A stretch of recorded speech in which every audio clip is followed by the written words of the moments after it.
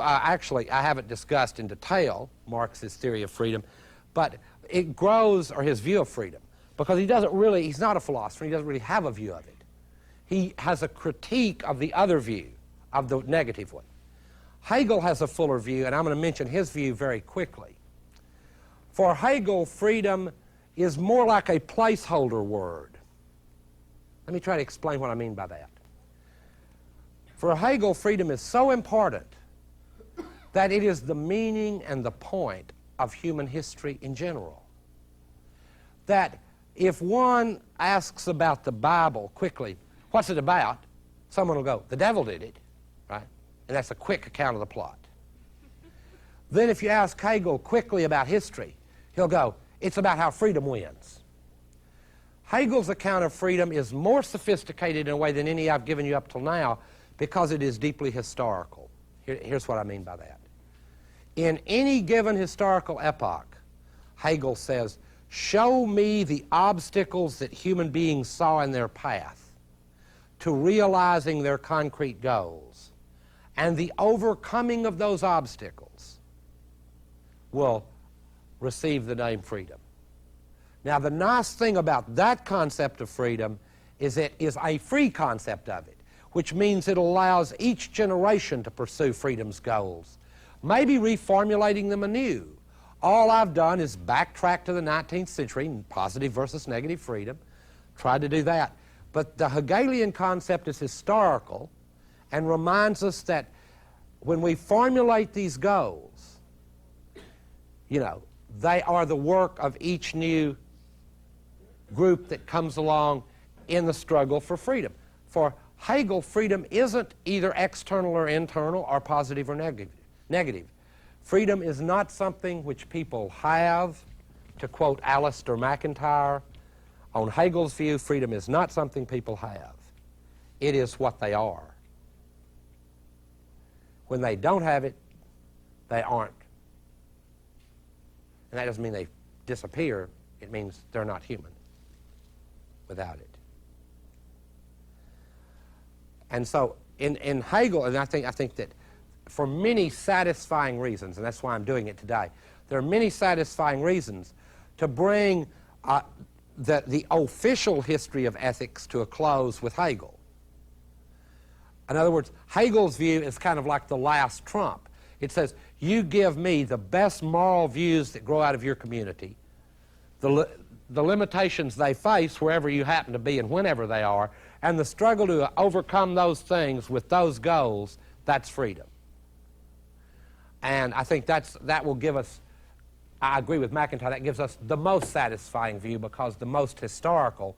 And it also reminds us that there's no eternal idea of freedom, but only the struggle for freedom, which is consistent with Martin Luther King's remarks, because while he made remarks about freedom, the struggle for his kinds of freedoms and other people's struggles as well, Rosa Parks, among others, were struggles for certain direct freedoms that were the overcoming of concrete limitations of a given time and place.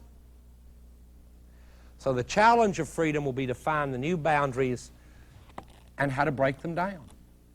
That'll be what freedom will be about. It will be, well, it's a scary concept of freedom because it's been glossed in the following way by Engels, who quotes Goethe's Faust and says that the principle of freedom here is that all that exists deserves to perish, which, as you know, is what Mephistopheles says in Faust. But it's meant in a kind of funny way. In other words, all that exists has not yet lived up to freedom, so it deserves to change, to perish, to give way to something more free. So there's a little bit of sympathy for the devil in Hegel's account, and I don't mind that being the case.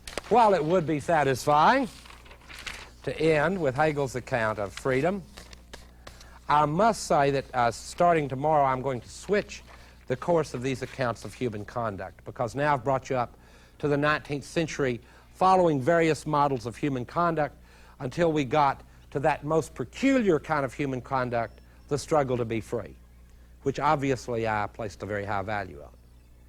Now, why did I do that? Because for me, it trumps the others.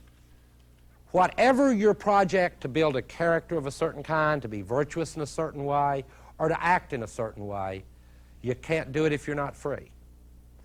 In that sense, freedom is the trump card in social and political life. In other words, whatever thing you want to pursue, of all these various ways and modes of living I've discussed today, freedom is an enabling thing to do it. I mean, it will either enable or block you, whether you're free to do it. You may be forced to act as though you're free, but to really get there, you have to really overcome obstacles. That's the concrete part of it. That's why it's very important to remember that. And so actually with today's lecture, in a way the sort of official philosophy part ends with Hegel, and we will move on to a transition from philosophy proper, where we discuss ethical theories, to a discussion of human beings as they find themselves in societies, political institutions, homes, clubs, families, and bars. In other words, folks, and how they're going to get by. We need to understand that that kind of account is not mundane or beneath the level of academics or theory. It's very important. As I say, it is the condition for the possibility of higher orders of talk. All they represent, the university system, all it represents in this regard, is a very high-level development of the intellectual division of labor until it's divided into such small segments that only 8 people can talk to 8 other people. So to sort of drop beneath that level is not to drop into something mundane and uninteresting, but is to get down where very interesting things happen. I mean, with Hegel, I agree that the most extraordinary things are quite ordinary. So that will be what will be the topic tomorrow as we start discussing the really deviant philosophers. However, I would like to end with a note from Marx, just a little note for where we're going. All of the things I've offered today come under the heading of interpretations of human conduct as they've been developed historically. Now, I've given rejoinders about the limitations of the account I've given.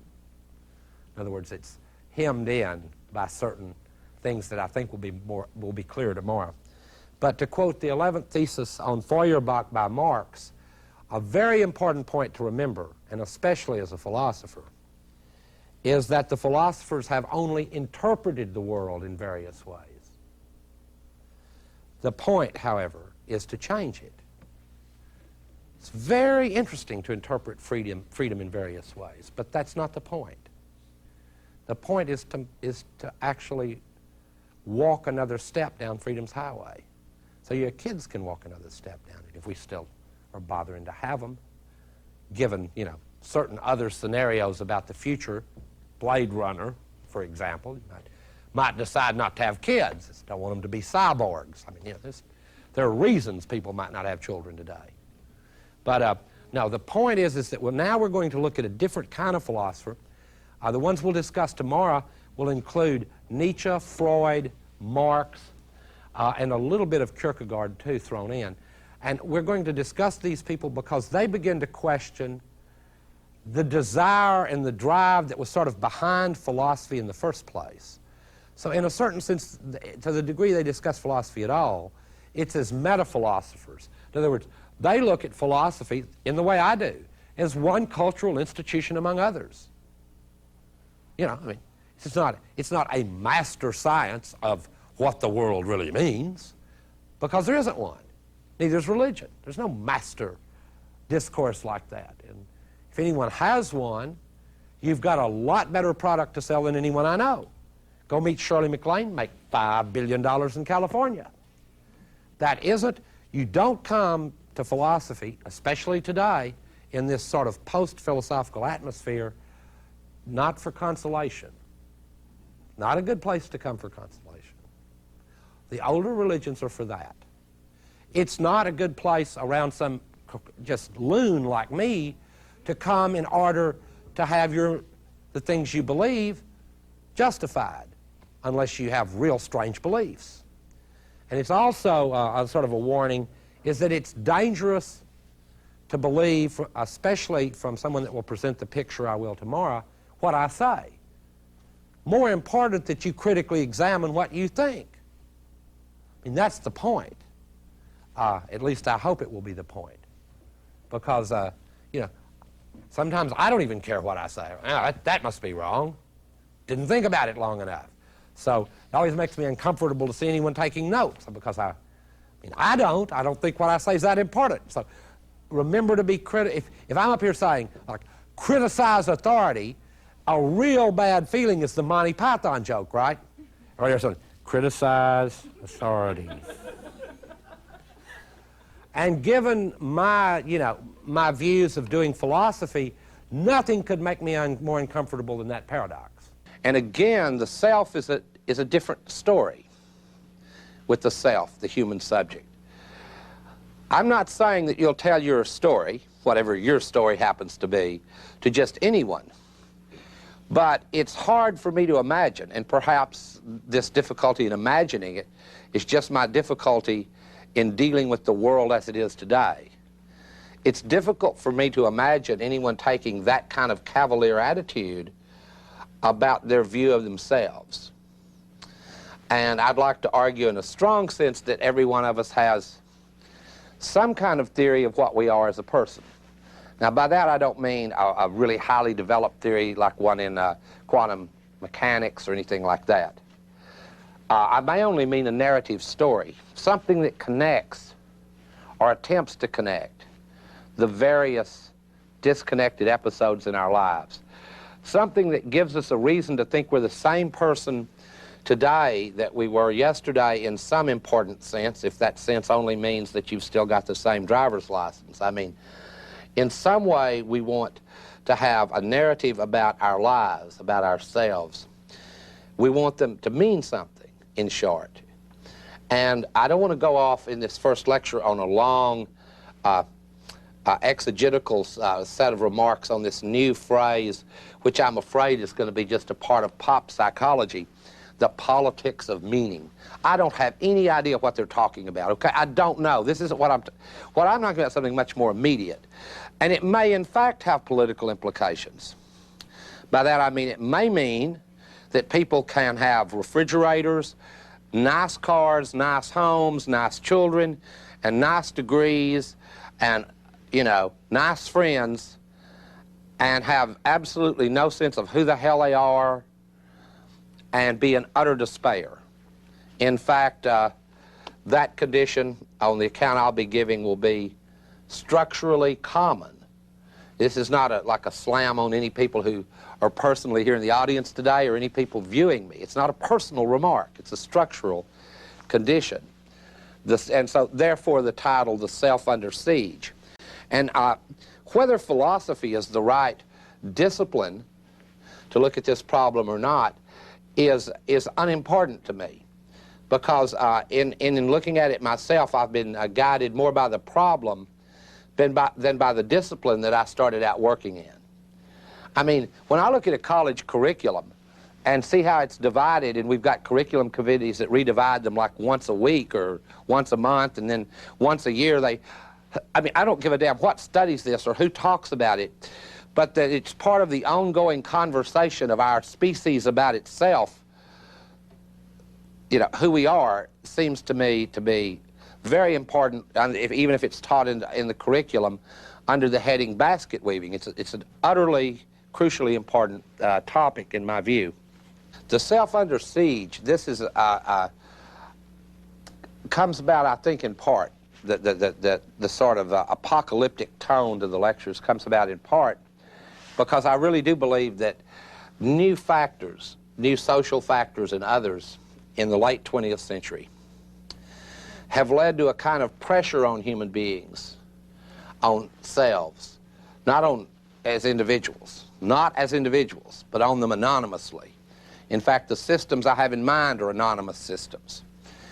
And I'd like to characterize a few of those, and as I do so, what I'll be running through what I might call some of the pathologies of the 20th century, and see if there's any way that a conversation rooted in philosophy, in some sense at least, could help us find our way about in it.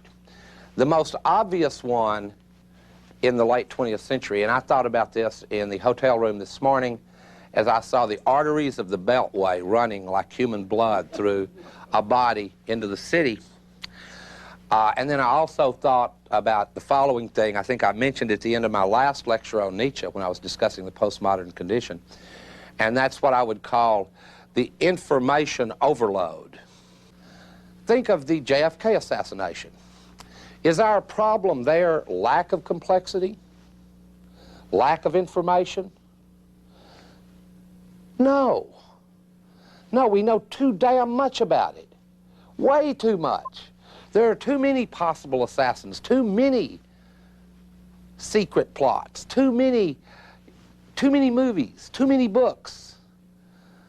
And under this kind of complexity, the self finds itself in a position where the array of choices of what to believe or not to believe become bewildering, utterly bewildering. Now, this is about events like, you know, the assassination and so on. But, you know, the more important beliefs or beliefs about ourselves become equally bewildering. In the earlier phase of capitalism, in the 18th and 19th century, the average worker would change jobs in a lifetime, and I think this went on through the 40s and 50s. You'd change jobs once, maybe twice a lifetime. Now, people change jobs 7 or 8 times in a lifetime.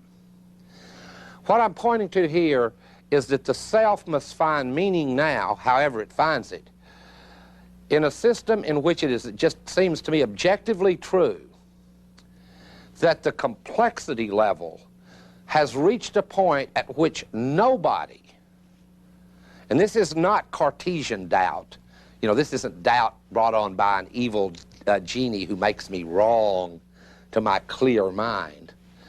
No, we doubt in a different way now. We doubt that we could know enough about the big picture to even make sense. I mean, that's why, you know, one of the battle cries of these lectures will be to just make sense, because that will be very difficult to do.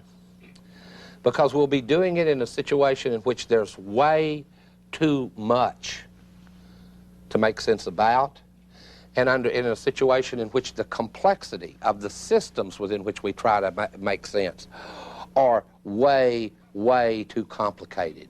The self under siege, part of what it's about is the complexity of meaning. Now, this makes the world a double world in a way.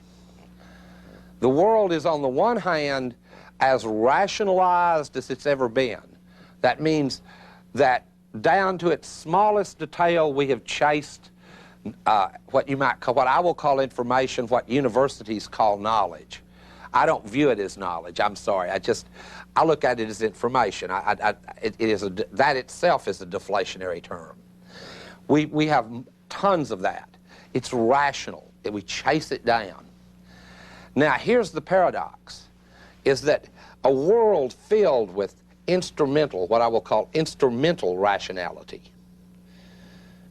And by instrumental, I will mean technical rationality, the kind that is measurable, quantifiable, that can be found in many of the sciences, in banking, accounting, and so on, advertising, the law, and so on.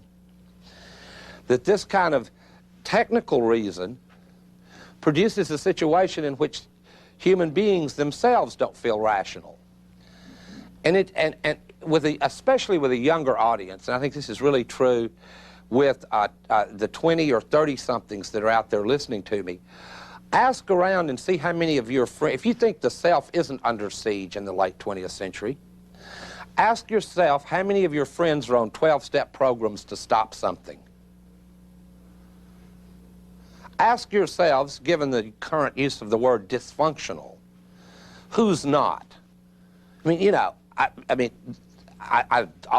this is, to me, the best sign that the self is under crisis. There's a 12-step program to stop eating. Of course, if it succeeded utterly, you would die. 12-step programs to stop having sex. If that succeeded utterly, the species would die. 12-step programs to stop thinking are what we need next. Of course, they have those already. They're called network television. That's sort of a 12-step program that's on every night. But in any case, the self is under siege in this sense. Now, I don't want to, here's going to be the problem of the lecture, is to try to give a sense for what the self was sort of more authentically. Because that's the really difficult nut to crack. We are in a unique situation vis-a-vis meaning, the meaning of the self and our own human autonomy. It is a unique situation. For as far as I know, most of the history of this species, there have been culturally available reservoirs of meaning that were relatively stable and within which we could find a place for ourselves. Now, this is not an argument to go back to any of those archaic structures. I'm just trying to bring alive how they gave meaning. We have eras dominated by what are fairly called worldviews, where people find themselves within those views. They find a place that their life can have meaning within it. In particular, and for Western culture, the great religions have been such a place within which people could find the sort of what you might call life's final questions. Why am I here?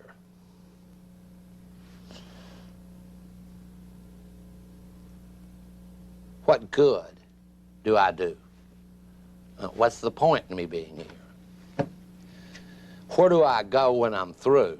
Big question. As long as that could sustain people, faith in some kind of higher being, then there could still be a reservoir of meaning. And if you notice, that's still the neoconservative response, is that we need a religious revival in this country. The trouble is, with that response, is that we have to pass through, one, a set of complex intellectual maneuvers where we either know or suspect we know.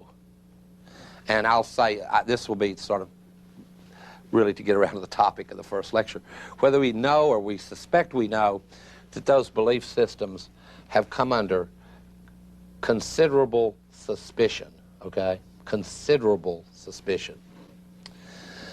In fact, one of the legacies of the 19th century, and this is the title of my first lecture, which I'm just now getting around to explaining, or trying to explain. The title of my first lecture is The Masters of Suspicion. It's a wonderful book called The Philosophy of Paul Ricoeur. Collects a whole series of articles by the French philosopher Paul Ricoeur, and I'm not interested in all the articles. He has one in here about the critique of religion. And in it he mentions the three great masters of suspicion of the 19th century. And it's not merely their intellectual work that began to make us feel estranged and alienated and separated from the holy world of previous times, the world in which we could find our meaning in God or through his works. They reflect a sea change in the species' view of itself. I would have included the name of Darwin, the first, to give a natural explanation of how we got here. To give, in the case of Marx and Nietzsche and Freud, the reason they're mentioned by Ricoeur is they raise a criticism that I personally don't see how any argument could get around. In a way, it's a counterpart to the believer's faith. Just like the believer's faith, even today in the late 20th century, if you want to hang on to it stubbornly enough, can't be shaken, although that's cold comfort, given that any belief you want to hang on to stubbornly can't be shaken. Sort of the nature of human beings to be stubborn, obdurate to reason, and so on. The suspicion they raise is much deeper, and I think Ricoeur puts them together well, because when you're faced, and you will be, at least in some exciting intellectual context with these critiques of religion, at first you will notice only the negative part. In other words, the destructive part of the criticisms. And I'll run through them quickly. I mean, they can be run through quickly because these names, Nietzsche, Marx, and Freud, even Bill Bennett agrees they're all classics. Okay, so we're not in here to like convert anyone to any other new religion or anything. These are classics. They are, in fact, markers in our culture of this sea change I'm talking about. They put before us the problem of false consciousness, of the self being false to itself. That problem is one that religion was ill-equipped to deal with. Ill-equipped to deal with.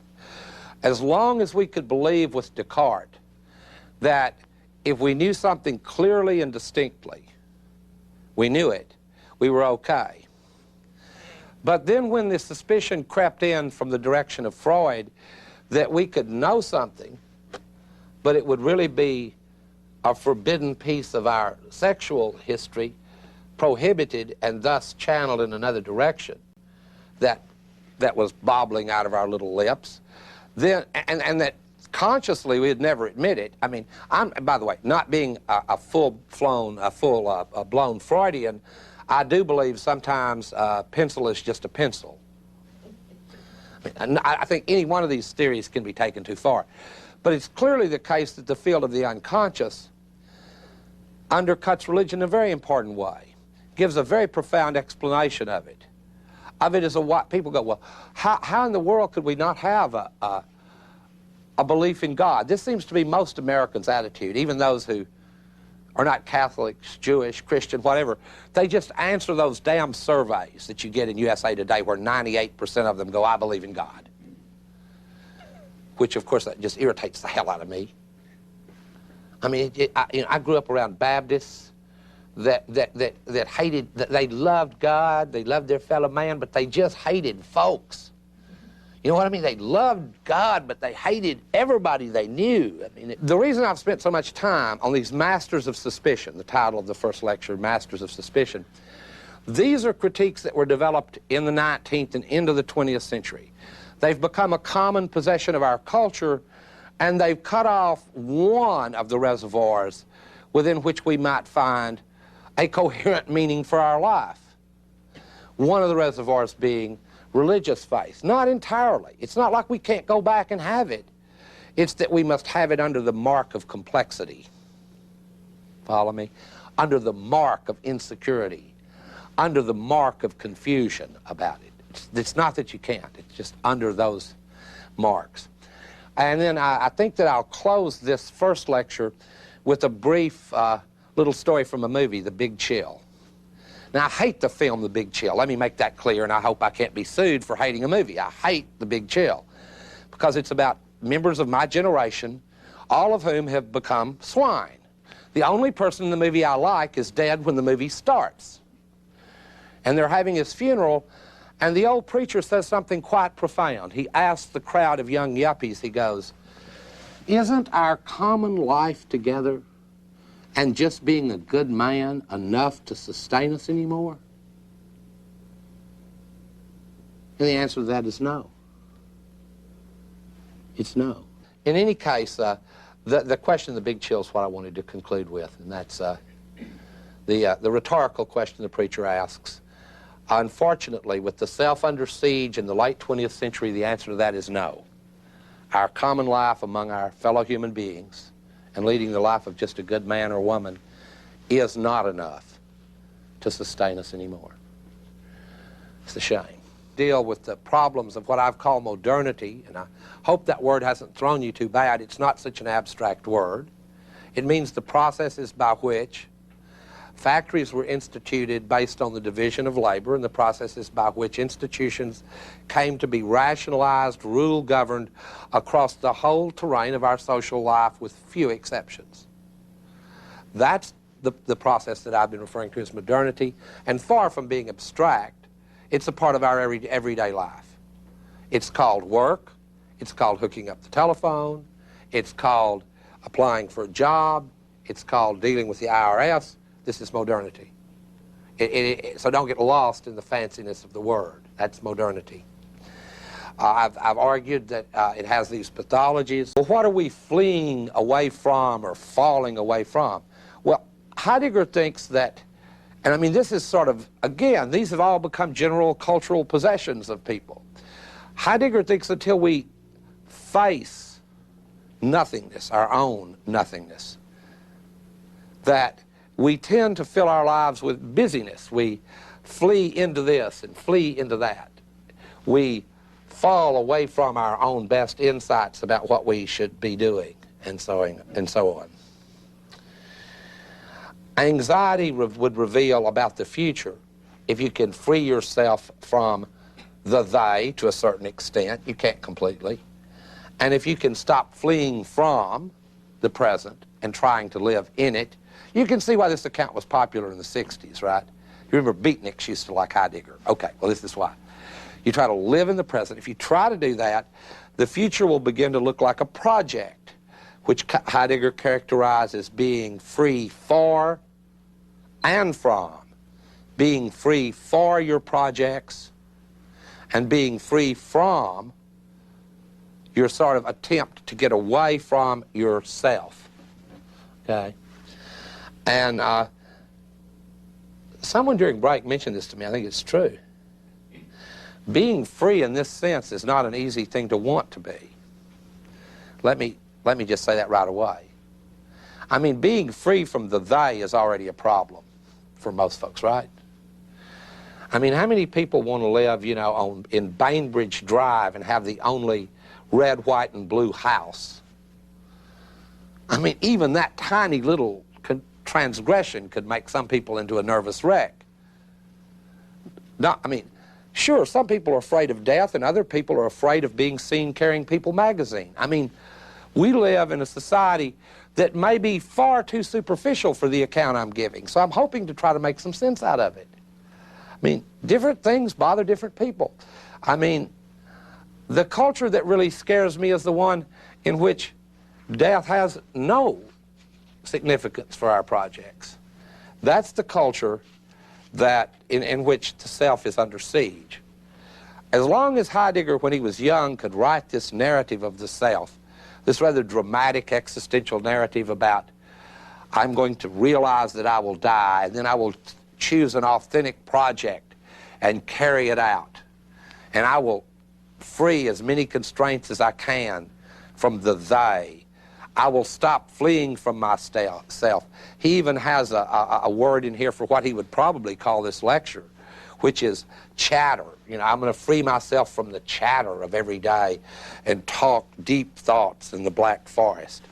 Well, I've sort of sketched the account for you, and the sad part about it is it all sounds rather quaint, and it would make a nice mini-series. I mean, we are living in a situation where even these basic accounts of the self, like Heidegger's, have become sort of ironies. I'm not trying to put it down too quickly. I'm just trying to explain why anybody would listen to it today. You'd listen to it today only because it is an interesting story from a period not too long ago. I mean, after all, the beatniks loved this account. They used to say, oh, I've read Heidegger, by which they meant there's a famous little set of notes where you could pick all this stuff up without actually reading Being and Time. And it was quite popular. The book itself, I only know a couple of other people that have read. Who cares, right? You know, they get it from the Cliff Notes.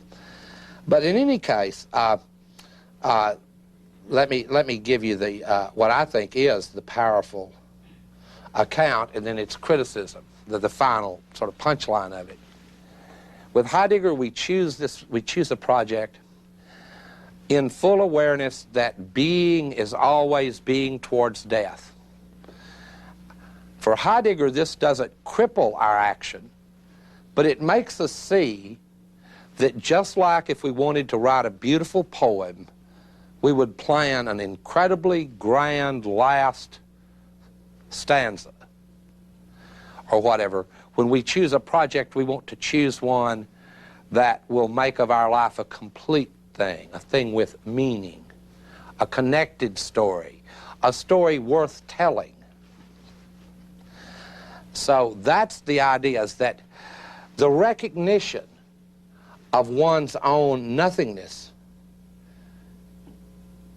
in one's own death is the ultimate possibility. This recognition and acceptance frees us for our projects. It allows us, for one thing, to engage in a bit of what I consider, if you wanted to sum up the wisdom of the East Oriental wisdom in just one sentence, it might be something like, don't sweat the small stuff. I mean, there was a real well-known Buddhist who told me I could sum up the Tao and the Gita and all that for you quickly. It's this: don't sweat the small stuff. You Westerners, you spend all your time sweating the small stuff. Heidegger here says, look, if you really internalize as a part of your self-story the knowledge that you too will be dead, gone, nothing, that will be a freeing and liberating experience. But you have to be able to, like, work through it, as it were, to use a psychoanalytic phrase, to work through it. But we have a culture now where the most obvious example of fleeing from death is this utter obsession with being young until it's obscenely too late for it. Until this is fleeing from yourself in such a way that it's madness. Who wants to be the world's best-looking 111-year-old person? I mean, what is the point in that, for God's sakes? Now, what in the world could be a better example of Heidegger's account of fleeing from our authentic projects than to imagine some poor sap who spends 3 hours a day running up and down just stairs that are just... In what kind of culture? This is my question to you.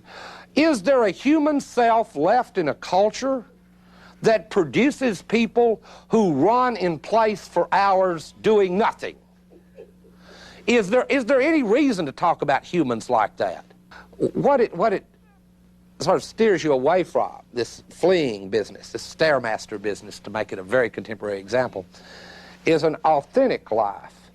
I mean, this is, for Heidegger, what you want to achieve. You don't want you want to achieve a life with authenticity. And this is the key word for him. An authentic life is one in which you don't flee from your destiny, but one in which you shape it as far as you can. And Heidegger's no romantic about it. He knows that you'll be given certain historical conditions to deal with, limitations that belong to all humans, but authentic life is one in which you try as best you can to make your life, at least, something worth talking about in the same sentence with the word destiny. And I think my example of the stairmaster, if you go, compare that to Odysseus, I mean, that's a pretty far gap for civilization to move, isn't it? From Odysseus, who goes from island to island and then comes home, kills a bunch of people, takes his wife back. Big story. Killed a Cyclops and made fun of gods and did all these tricky, wonderful things that belong to our Western past, and I think it is interesting. But I bet Odysseus wouldn't have had time to do that if he'd stayed in shape about 4 hours a day on that Stairmaster. Just wouldn't have worked out for him. I mean, the very thought shows you that the theory of evolution may not work in the case of Dasein. I mean, there may be creatures that, and I don't mean just the ones in Jurassic Park. There may be other creatures that are not headed in the right direction. In any case, this project is one to try to get away from empty conformity and to live authentically. In any case, Heidegger does not succeed in bringing the self out from under siege or out of its problems, but he does point out at least one thing about it. So if we're going to be interested in the self at all, we should be interested in it in trying to have some degree of authenticity. We should be interested in that. In having a project more interesting than getting skinny and rich and dying as the best-looking 125-year-old person on the block. There ought to be something, not in a strong sense, but there ought to be something more interesting to say about your life than that. I had a nice car and I died as the best-looking 125-year-old jogger in Venice Beach, California. I hope that there's more to say. And in fact, I think there is. Being a Texan, I know, I think the people that died at the Alamo, I mean, they were, from the standpoint of some, they're imperialist swine. From the standpoint of others, they're heroes. But there's one thing for sure. Their lives were an interesting story. I mean, I mean, I don't want to always rely on the Odyssey. Davy Crockett was an interesting guy. Ran for Congress, fighting, and now we remember it. It would be almost fair to say of him that he had a destiny. And as corny as that may sound, it's not something we're going to say about David Letterman or Richard Simmons. Follow me? There's been a shift. There's been a shift. The self is under siege. And I've talked about Heidegger and his rejection of a certain form of the older accounts, and I'll talk about a famous account of being human in the next lecture on Sartre. But for now, that's all, except be sure, you know, and fear death. I mean, that's important to being human. Last time I may have dropped out of my West Texas mode for a moment and become a little too philosophical, so I'm going to try to restate a few themes from Nietzsche in a simple way, quickly, before I move on to some remarks about Kierkegaard. What I was trying to evoke in you was more the spirit of Nietzsche than the specific text. The spirit of Nietzsche is one of deep suspicion, and that suspicion is that power is intertwined with things that we normally like to think of, even today, as not being dependent on power. For example, truth, goodness, and so on. Nietzsche says they are. Now, Nietzsche says, and he uses historical models, since we've already made remarks that real history is material, and philosophers generally use sort of ideographic and very brief descriptions of historical periods, mainly to make points about them. Whether the Greeks were really like that is another issue, very, very troubling and problematic issue. But for Nietzsche, the Greeks had a kind of straightforward idea of virtue based on excellence, which I discussed in the very first lecture on Socrates. Excellence was to fulfill your human powers, so that among those would be that if you had desires, the ability to meet them was quite important to being excellent. Excellent people wouldn't be filled with resentment and envy, because mostly when they tried to exercise a human power, they would be able to meet their need.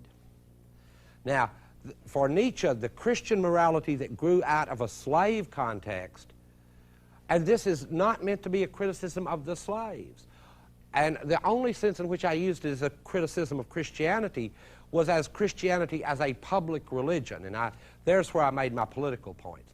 But the slave aspect of Christianity meant that its doctrines of love and compassion were rooted in the resentment of a power that could not exercise itself.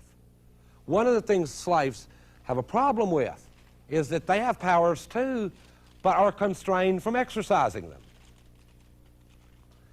Christianity, therefore, on Nietzsche's account, part of its function was compensatory, to compensate for that power you don't have in this one, in this world, by projecting a power in another one, by loving people in this world, but the thematic underneath it, its motivation, that's what Nietzsche argued was resentment, hatred, and so on. That made it all the more important to cloak those motives in a dialogue of love. Just as one has a political doctrine of greed, best to cloak it in a political language of freedom and choice. Greed doesn't sell as well as freedom, choice, and points of light. So that's my quick recap of Nietzsche. He's to make us suspicious even about what people think they really believe. That was another point.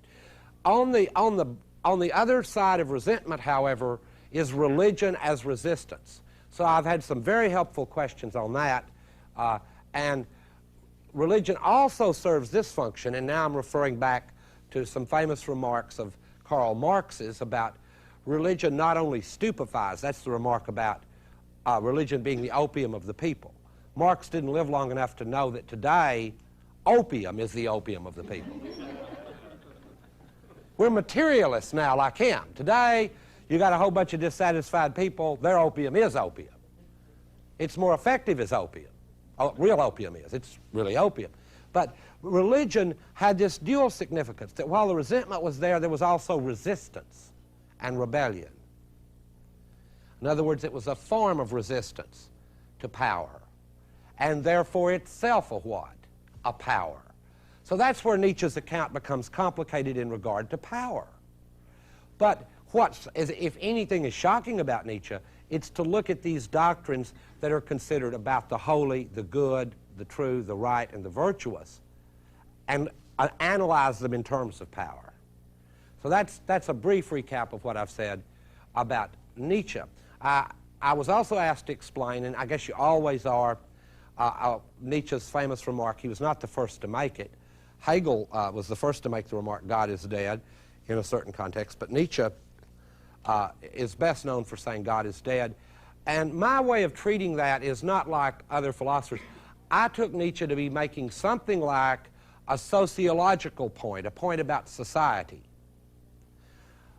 Nietzsche's trying to tell us something, and this is to go back to remarks I have made earlier too, about the condition of the modern world, where our lives are fragmented into a work week and then a festival day called Saturday. Well, that's if you're not doing the work left over from the week, or you don't have the neighbors over, when it just becomes more work.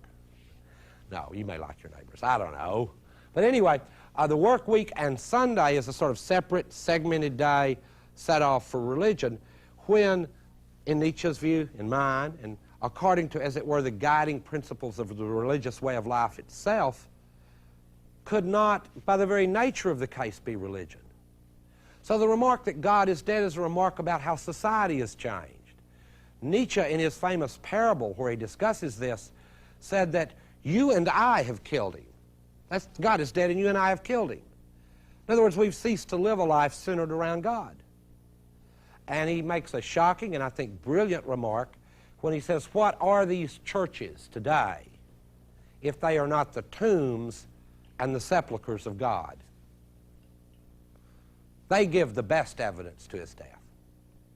These churches, these creeds, what are they but his tombs? So Nietzsche's remark is about a culture that can't truly be centered in the holy way of, in a religious, holy way of life anymore. Not that there aren't any more believers that really believe, okay, it's not that, but that the culture has segmented into one facet of life, something that by its very nature should permeate the whole of life. Because if there's a God, it clearly would permeate the whole of our lives, be the point of them. And that's the sense in which that God at the center of the world is dead, and what's in his place are other world systems, economic, political, and I discussed those too. So that for me is the meaning of the remark, God is dead. Of course, at one level, it's a paradox, because if you were an atheist, you would think it was a strange remark, because what sense does it make to say something died that never was there in the first place? So that's why I take it to be a historical, sociological style remark, is because gods and our gods are immanent inside, as it were, cultures, tribes, and so on, not somewhere above them and outside them. So Nietzsche's remark is that in our tribe, that myth has lost its power to bind us all. Now, many modern conservatives wish we had it back. Daniel Bell argues that an answer to America's problems is a rebirth of religion, but almost everything counts against that in a society divided, where labor is divided the way ours is, and where the first thing that would happen if we had a rebirth of it would be experts in it, specialists, and new TV shows about it, which is where we get on to Kierkegaard and his brilliant attempt to try to save more than Christianity as a personal, singular relation with something else, about which Kierkegaard won't say much. But what he calls what I will call his attack on Christendom, and it's not so different than Nietzsche's. Kierkegaard is the author of a famous remark, and he says, in a country where, or in a place where all are Christians, ipso facto none are Christians. He reminds us that the gospel, the challenging gospel that arguably someone like Martin Luther King took probably too seriously, not in my view, but in the view of some, that arguably there it would be dangerous to be a Christian. But we all know today to be a Christian, that a famous Christian like Billy Graham, doesn't mean you have the task of Moses, which is to lead your people out of bondage. It means you have the job of playing golf with the Pharaoh. You know? I mean, that's a different function of religion, right? To play golf with the Pharaoh isn't the same thing as leading your people out of bondage. So religion in that sense is just a bulwark for the status quo. You know, it's praying for the troops, praying for victory, and so on. Kierkegaard was a brilliant critic of this use of religion, and he is a philosopher that someone I studied with, Louis Mackey, a very brilliant man, because he said even though Kierkegaard is the most sophisticated modern defender of Christianity, it would be very counterproductive for your career as a minister to study Kierkegaard with me. So by all means avoid my course. Take a course in Marx, Nietzsche, anybody, but don't take Kierkegaard, because in a way from the inside he makes the point in a way.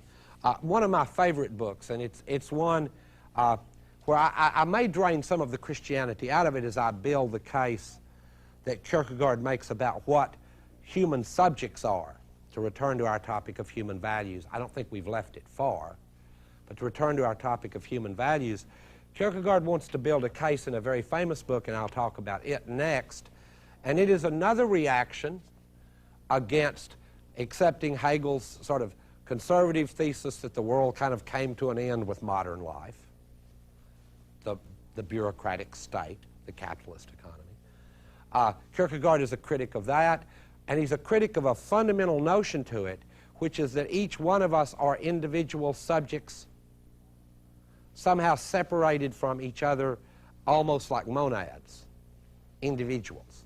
A concept that might be criticized in a West Texas way by saying rugged individualism leads to ragged individuals.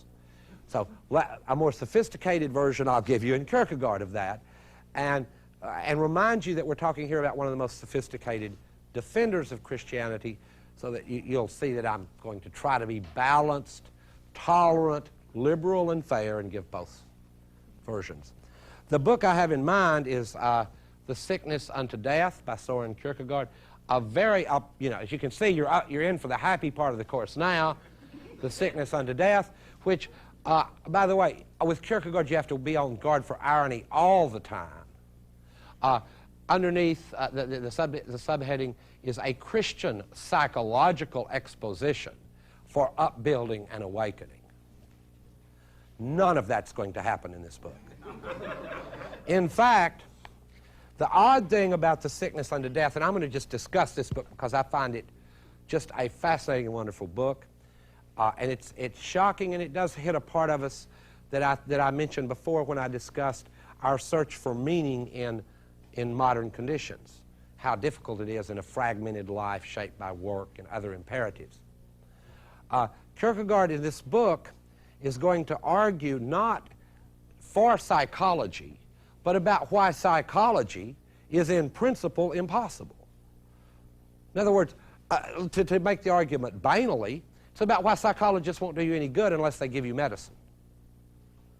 I mean, they can give you medicine that will knock out a lot of your human worries, but other than that, there's a deep problem, and it's because the psyche itself is a problem. So now someone said they didn't understand very much of my last lecture. I'm going to read you the densest passage that I know of in all of philosophy that opens Kierkegaard's book.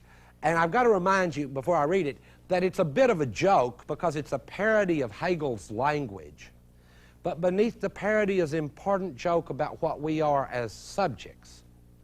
So let me start with that, and don't ask me after I read this what it means. I mean, I'll have a little bit to say about it, but it's written beautifully, and we'll do this part, and then we'll move on.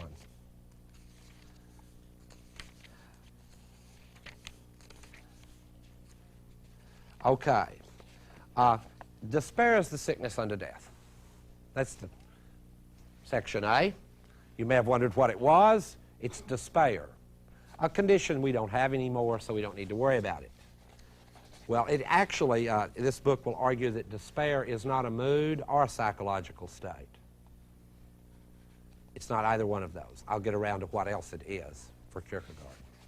Kierkegaard begins this way. A human being is spirit. Now, this is the kind of language that some of you are making fun of. I like it. It's ironic and funny. A human being is spirit. But what is spirit? Spirit is the self. But what is the self? The self is a relation that relates itself to itself, or is the relations relating itself to itself in the relation. Now, the self is not the relation, but is the relations relating itself to itself. A human being is a synthesis of the infinite and the finite, of the temporal and the eternal, of freedom and necessity, in short, a synthesis. A synthesis is a relation between two. Considered in this way, a human being is not a self. That's a long joke. That shows you that philosophers don't share a sense of humor with everyone else, right? Now, the long joke that's hidden in that passage is that the self is not a substantial thing, but a deep relation, and it's not even that relations, but the relating of a relation. Now, let me try to explain what Kierkegaard's driving at. We are constituted in that paradoxical condition where we can do two of the things that we've tried to do throughout these lectures. Think in a quasi-utopian way about projecting from everyday life about what the world might be like, and even think about things as immense as infinity, and on the other hand be absolutely stuck in the finite, banal conditioned world of everyday life. So we're a synthesis between those. We're a synthesis between our desire for freedom and our recognition of brutal necessity. But because we're a relation, we're incomplete. The self, and here he agrees with David Hume and others, is not yet a self. Now, this is not a mood problem. A psychologist can't fix it because this despair that Kierkegaard analyzes in this book constitutes the self. The self is this despairing relation. You can't be cured of it. You are it. You can't go to the psychologist and go, I'm in despair, fix it, in this sense, because that would be to obliterate yourself that's built in this despairing relation. Now, despair, you go, that's too big a word. I'm not in despair that much. Still not thinking along the lines of Kierkegaard's argument, because there are various forms of despair. I'll quickly lay them out.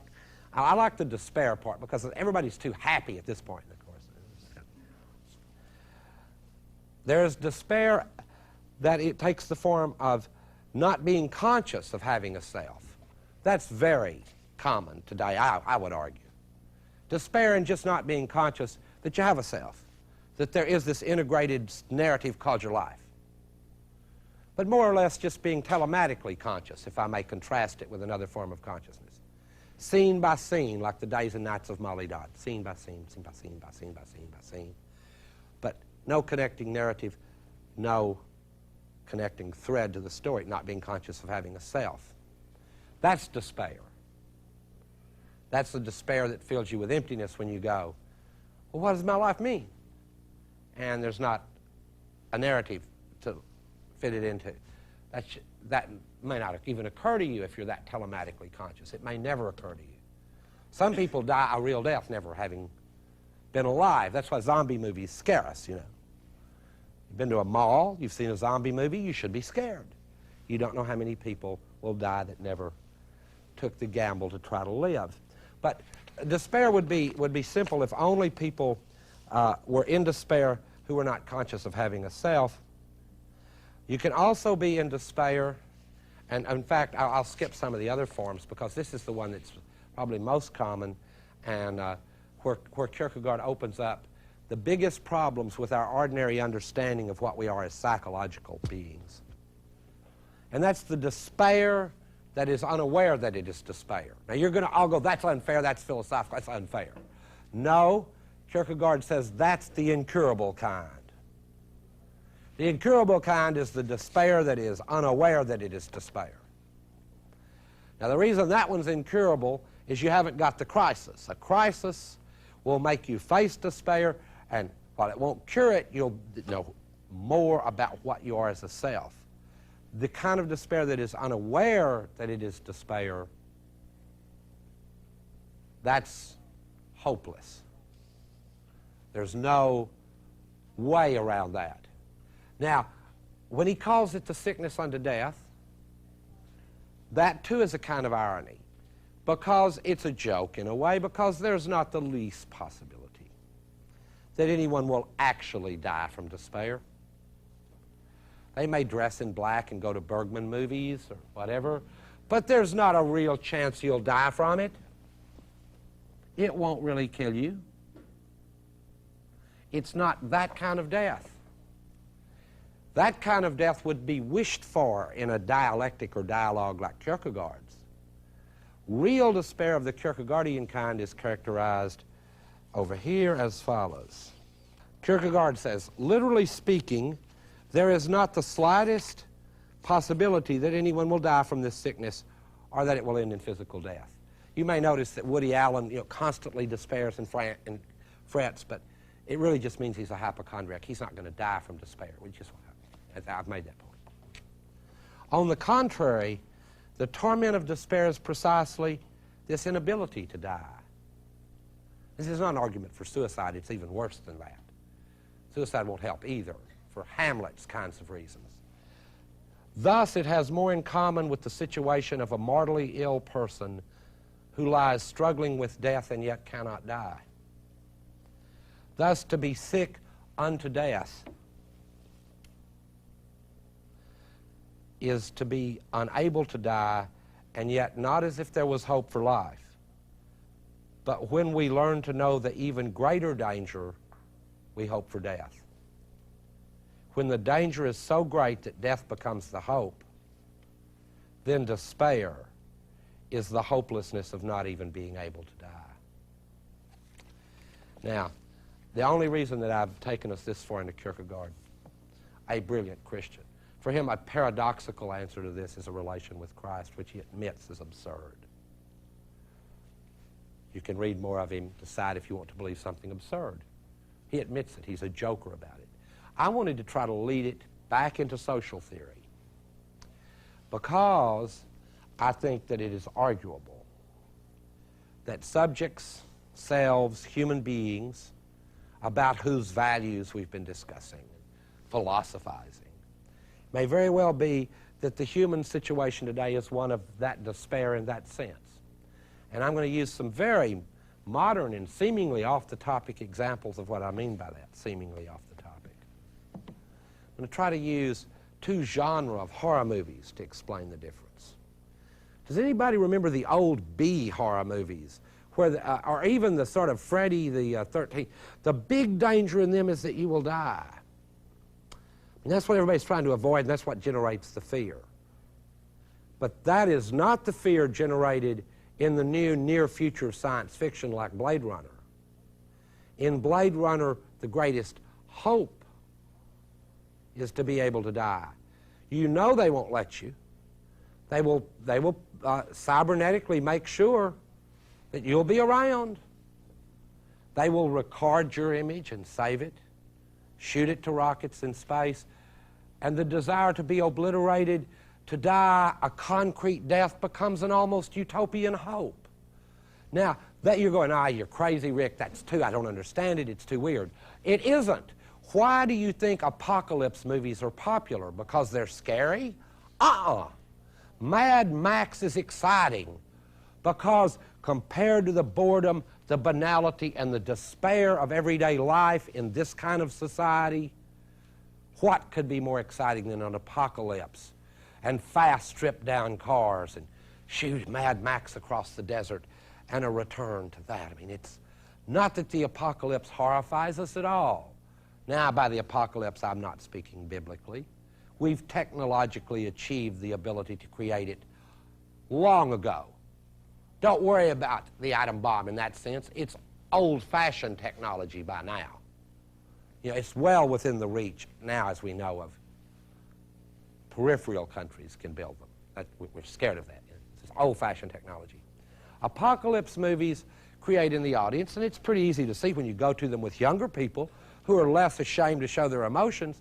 When the big boom goes off, that's great. It wipes the slate clean, and now we can start the movie, and here's Mad Max and these people running around. And the desire for death is the greatest hope here. Now, it's not these kids aren't going to die from it, but it is that desire is even a source of pleasure and joy. Another movie that I could mention, not maybe many of you haven't seen it, is Heathers, which marks this same movement into a society of where despair is this kind of condition, this structural thing. Kids in the right school. Under such conditions, moments may arise, Kierkegaard argues, in which, when we really face ourselves, the hope would be to find a way to die. Doesn't mean you couldn't commit suicide, but that wouldn't even solve it. You'd be too worried. You'd say, what will the kids do after I'm gone? See, that wouldn't solve it either. Because what has structured you is this despair. It is you. That's again why we have a lot of therapists, but they can't fix this Kierkegaardian problem. It is not a mere psychological problem. It is a structural condition of the self. My argument here is that under our modern conditions, it is quite general. So apocalypse movies, on this kind of account, will give us a social compensation for this inability, for this despair, and they'll also give us a thrill. Things could be otherwise. There could be the big bomb after all. I mean, it's joked about. It should be, in a way. It's one way to express this very despair. It's joked about. The more frightening movies, as I say, are movies like Blade Runner, where a very near future is presented, in which you, like all other commodities, will be recycled. Where that is the greater danger, not to die a death in despair, but to live a life that's not human. The real danger is one that was summarized beautifully by a theologian friend of mine at Duke. The old problem of theology, which has always been closely connected to philosophy, as you may know, the old problem was the unbeliever, the non-believer. The new problem is the non-person.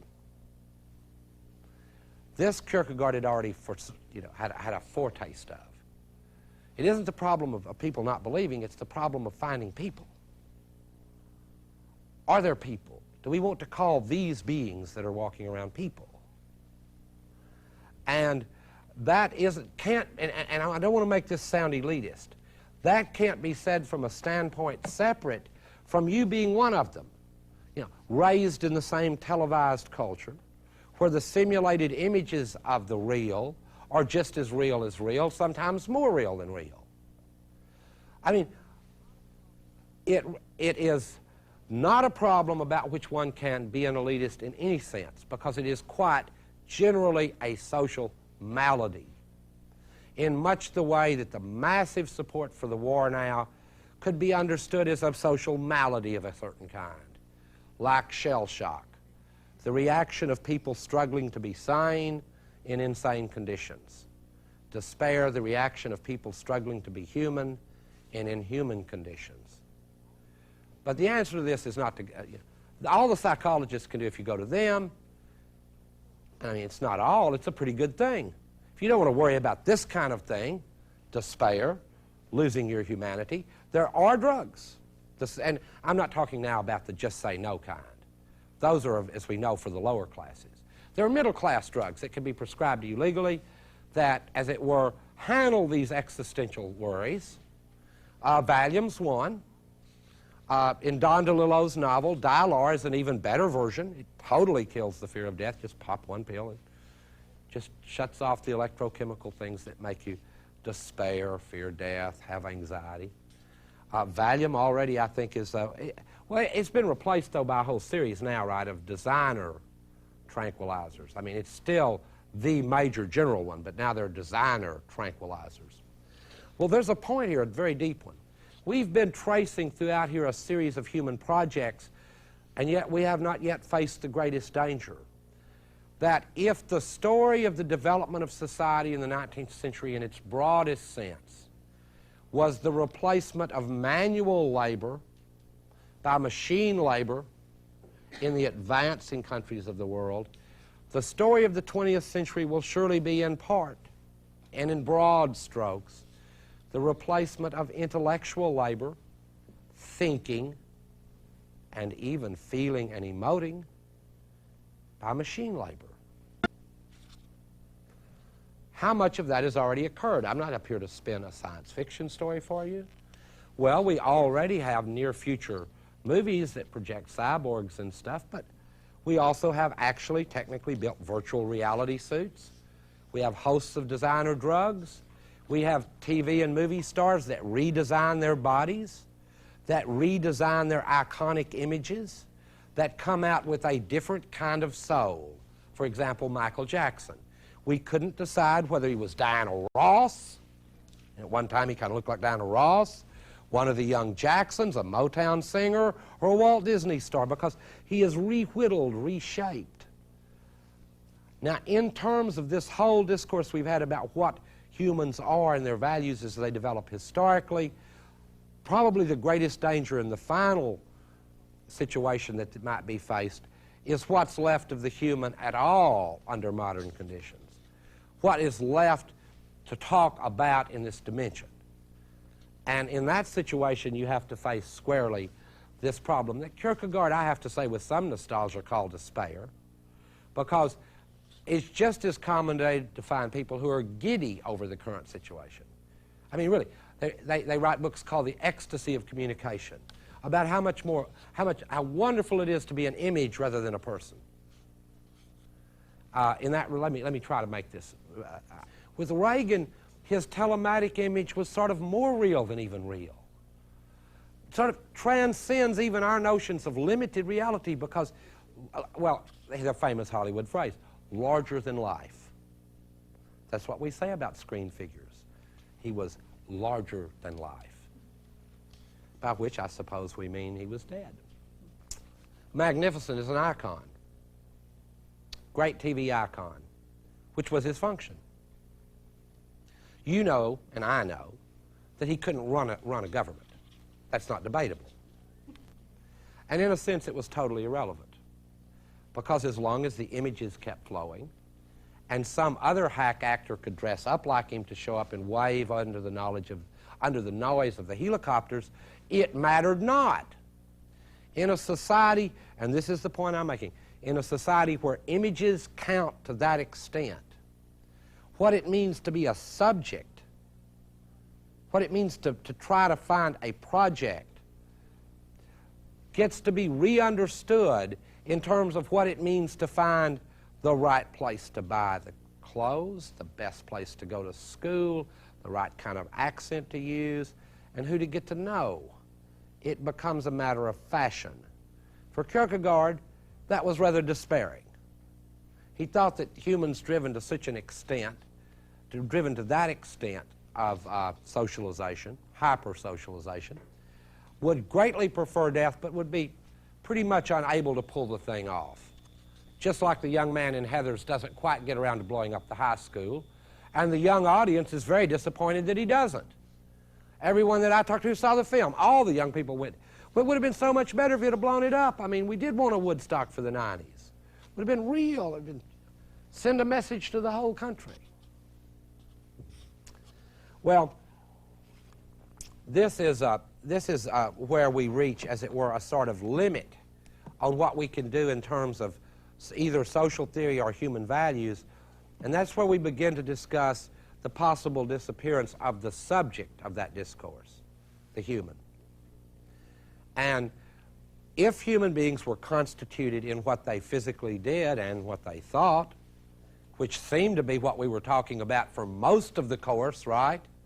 Then if in the 19th century we began to replace physical labor with machine labor, and now every home has a PC that's smarter than any of us used to be, and mental labor becomes replaced, what functions are left over for humans to perform becomes really problematic.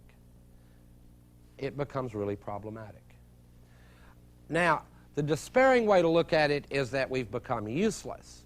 However, that's only in the scale of values I've been criticizing. In other words, we would become useless in the sense that they don't need our labor. That's the scale of value I've been criticizing.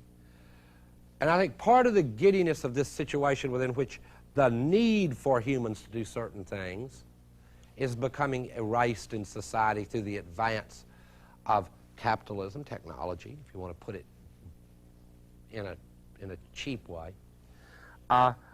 The other side of that is the giddiness of the possibility of freedom. I mean, after all, freed from manual labor doesn't sound so bad. Freed from mental labor doesn't sound so bad, especially given the boring kinds computers do. You know, computers do a lot of bookkeeping and a lot of number stuff. And who in the hell likes that? Well, I mean, you know, there may be someone who does, but they can still do it as a hobby, you know. If they've got to keep some books, they can still do it. But the other side of this social system, which seems, as it were, to squash out what was understood as human values, and I mean now even in the broadest sense, insofar as humans thought something, did something, begins to squash that out. The other side of it is the need for the necessity of some of these things disappears and leaves open possible projects of freedom again, but at another level now. What those would look like, what they would be like, would be much different. They can't really be talked about. Just like the social situation I'm trying to describe is difficult to evoke because we're in the middle of it. You know, it's always hard to evoke the present because you're in it. It's kind of like the aquarium fish trying to describe the aquarium. I mean, it's home. You know, here I am. This is... But what we would need and what we cannot have, in my view, is a view from outside the aquarium, so looking at it where its limits are and its boundaries. In this situation, the one I'm describing now, and trying to connect up now is the third part of my social account, and the scariest probably for me, is the culture that many of you have heard this word, the culture, which is postmodern. I think we have a very modernist economy still, a very modernist state, but when you hear the phrase postmodern culture, one of its reference is a culture based on spectacles and images that have become more real than the real thing, where Madonna is more real than your real lover, where the real thing is not God but Coca-Cola. Coke is it. You know, it. Pierce, that's a strong claim. It. I mean, what do you get to be more than that? It. It's almost like a Hindu religion. You know, this is the cultural aspect of society, and culture is very important because it's where we draw our meanings from and our identities. It's in a culture that we learn how to speak a language, what our identities are. In a totally commodified culture, I mentioned, you know, phone sex and other things. In a totally commodified culture, it's hard to decide whether you have just adopted a fashion or you're developing as a person. In fact, how you could argue between the two becomes very difficult in a culture like ours. Does it mean more than you now jog and do diet pills? Does it mean something more? It becomes difficult to say what more that is. That attempt to articulate meaning finds all these bizarre outlets. Shirley MacLaine's chakras. I mean, people watch that on TV without just bursting, not in laughter, but either in laughter or tears, because when you're driven to that extreme to find some meaning, then your condition is a sickness unto death.